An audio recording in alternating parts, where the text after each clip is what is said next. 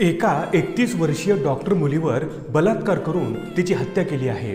कोलकाता येथील मेडिकल कॉलेजमध्ये 36 तास काम करून ती असेंब्ली हॉलमध्ये शेवटची पहाटे 3 वाजता इतरांना भेटली।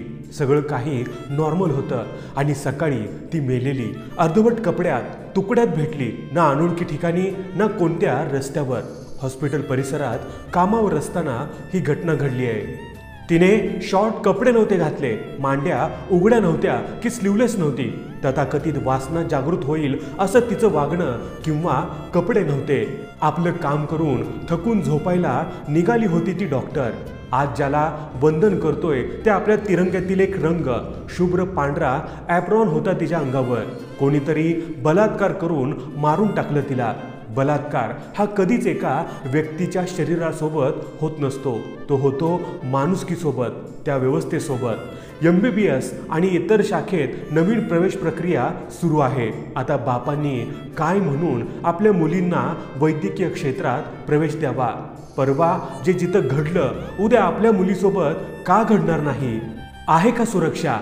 बाहेरच्या राज्यातलं सोडा, आज महाराष्ट्रात कितीतरी मेडिकल कॉलेज परिसरात अगदी अशीच परिस्थिती आहे। हॉस्पिटल आणि मुलींचं हॉस्टेल अर्धा 1 किलोमीटर अंतर असतं। झाडं झुडपं असतात, लाईट नसते, CCTV नसतात, सुरक्षा रक्षक नसतात।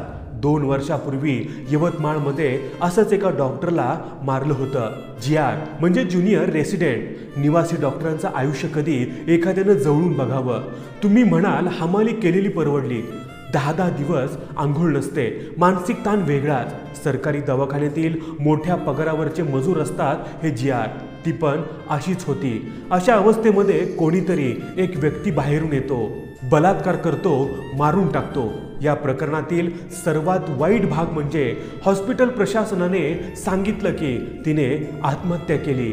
आई वडिलांना 3 तास तिला बघू दिलं जात नाही। नंतर लोकांचा दबाव निर्माण होतो। नंतर पोस्टमॉर्टम रिपोर्ट सांगतो की हा बलात्कार आणि हत्या आहे। प्रकरण पूर्णपणे दडपण्याचा प्रयत्न होतो। ही आपली व्यवस्था।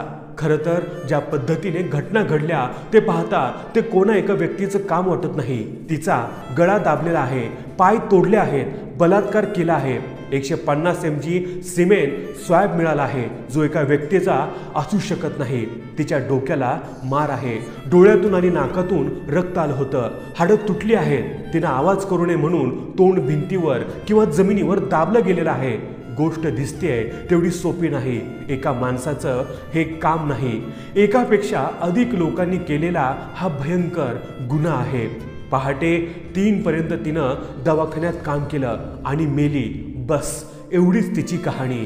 ती मेलीये, आता तिला न्याय मिळणं हे फक्त तिच्या कुटुंबियाच्या आपल्या समाधानासाठी। पुन्हा अशी घटना घडू नये एवढीच प्रार्थना। आपली व्यवस्था फार वाईट आहे। गुडघ्याला लागलं की आपण अंगठ्याचं दुखणं विसरतो।